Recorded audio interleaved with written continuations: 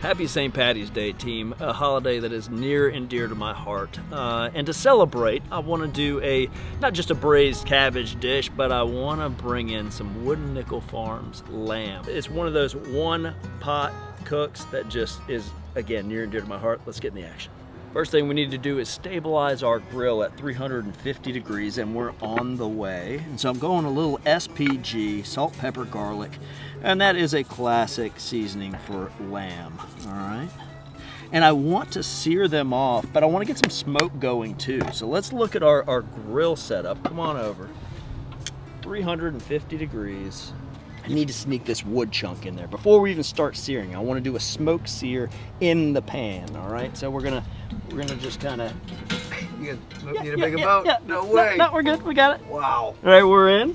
Thank you very much. Wow. And we're locked in, and I'm gonna move this so you can see it. Look, instant combustion. That's what we want. So a lot of people think of smoke just being for low and slow. Not anymore, team. All right, a good hot smoke is wonderful. So a little bit of oil in our pan, and we're gonna put our lamb in there and get a nice sear. Listen to this. That's what we want. Now the reason we're doing this in the pan is because I want to collect the fond. That's F-O-N-D on the bottom of the pan, right? Where you see that the protein's been there. There's a lot of residual sugars and big, bold, lammy flavors that are gonna be instrumental to really pronouncing that braise. It just says lamb, right? Because it started out with the essence of lamb. Now look how quickly this stuff sears. We need some more. I start to see that caramelization on the outside, but I want it all the way around. And then look at this. Right there, you can see some of that caramelization. That's what I'm looking for. While these are searing, let's go lid down, and we're gonna allow that smoke to jump into that crust, and I wanna fabricate some of these vegetables. Mirepoix, don't overthink it, just our simple vegetable medley, if you will. We're gonna do carrots, celery, garlic, and onion. Sneak in a little peppercorn, a little bay leaf. Those are going to be the basis of the vegetables and the flavor. Is that a definitive medley? Is that what that means? No, it's definitely not. When I think of medley, I think of a restaurant that never changes their sides, right? Vegetable medley. Moral of the story, don't overthink your vegetables here. We're just going to keep it simple, keep it traditional. They're going to soak up all that delicious flavor and impart their own little attributes to the entire dish. Let's check on the caramelization. We're getting there. Still need a little bit of time. That is stunning. All right, I'm gonna move these other ones. See how this isn't quite as much caramelization as I want? I'm gonna move these closer to where the oil is kind of congregating. We're on a slight slope here, and I wanna make sure and get great caramelization. Now that we've got this open, we're gonna go ahead and add our vegetables. We'll close the dome again and let those begin to soften. Let's check on the caramelization. Looking good. Gonna flip, right? Ah, looking pretty. We can do a little better right there, I feel like. So I'm gonna put it in that render. These are looking great. And now we move around those vegetables and let them pick up a little bit of that fond. I think now it's time to add our onion and our cabbage right to the mixture. Let's go ahead and do that. Let's go ahead and stir everything up. Try to scrape that bottom of the pan just a little bit to pick up that fond. And this is no liquid has been added yet, okay? We've got our carrots, we've got our onions, we got our celery, we got our garlic, we got our cabbage.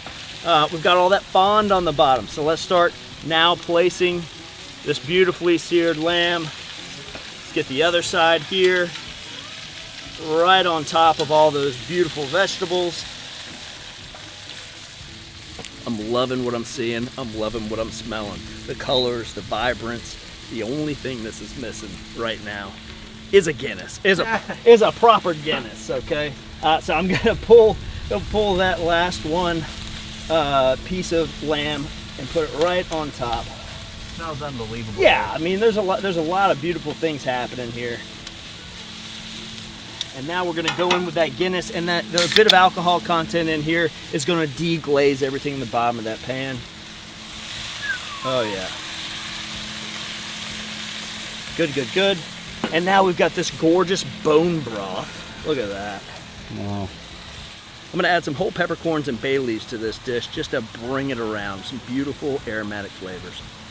And usually when you see a braise like this, we cover it, but I don't want to steam this stuff so much, and I want a lot of moisture loss. So as this begins to cook, we're gonna go lid down. There's still some smoke happening. All that smoke's gonna adhere to the surface of the liquid. Everything in there is gonna get more and more powerful as it reduces together, and we're gonna finish this lamb to the internal temperature that we're looking for, which is like that 127 to 135. Well, let's just call it 130, how about that?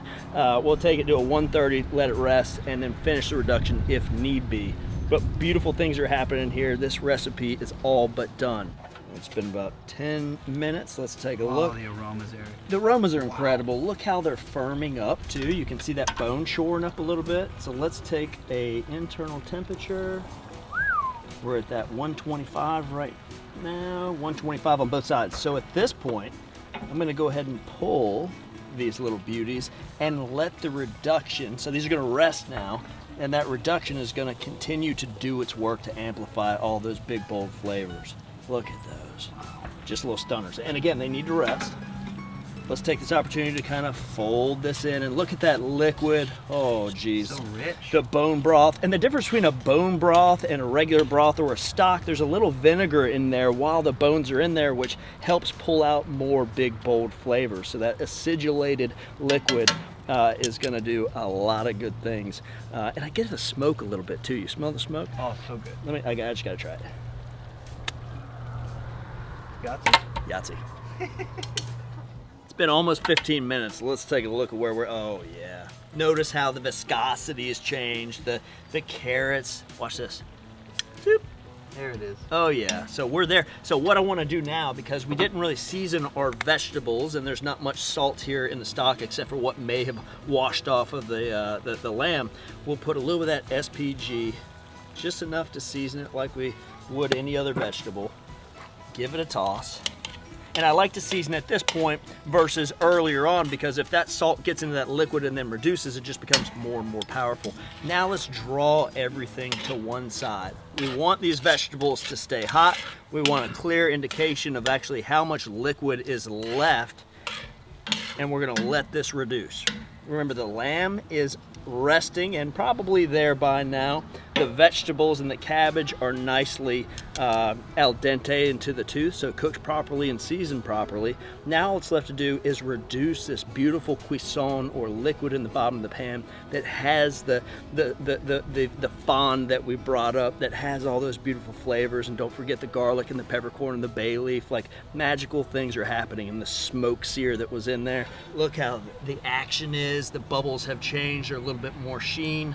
I'm just gonna take this gorgeous, gorgeous vegetable bed. Look at that. You know, we could have put some potatoes in there too, or some parsnips, whatever you've got, whatever you like. And I'm just gonna kind of keep this as a center line. Oh my gosh. Beautiful. I'm loving that. Let's take our lamb and pile it right on top, and that's gonna keep it warm. Oh my gosh. This is the perfect St. Patty's dish, and super simple. Look how cool that is. But there's one more thing to do. We gotta get the sauce to drizzle over the top. So take a look at these bubbles now that we have all the vegetables in. Look, it's reduced to the point where we can see the bottom of the pan all the way around. Now it's time to grab some of this butter and just start to mount it in. So swirling it around and letting it just melt ever so gently. And remember, all that salt's in there, all those flavors are in there. Oh yeah. Look at that. Look at those great little bubbles. Wow. Dude. Look how it moves in the pan. That's what I want to see. Nice and thick. Not loose like a liquid necessarily, but it's got the body of a sauce. Here we go, right over top, and let it fall on those vegetables. To me, that is St. Patty's incarnate right there. This is, I mean, the Guinness bone broth. Come on, man. It smells ridiculous. It is ridiculous, but so simple, right? Simple sear, simple vegetables, simple braise, reduction, sauce, donezo. And relatively fast. You know, it's not like doing an ossobuco, which takes hours and hours and hours and has to break down, right? We only need to take this to a medium, so that temperature, that internal temperature that we nailed. Let's go ahead and use our knife and cut off some of this lamb here, because I'm super excited to get a bite. I forget how much I love lamb. You know, and it shouldn't take me St. Patty's Day once a year to remember to get down on dishes like this. You know, this is just so much fun, technique driven, big bold flavors, simple ingredients. I just absolutely love it. Folks, if you enjoyed this recipe as much as I enjoyed cooking this for you, do all the things. Don't forget to subscribe, hit the like button, share it if you will, and do leave a comment. We love reading those. And as always, from our backyard to yours, cheers and happy grilling.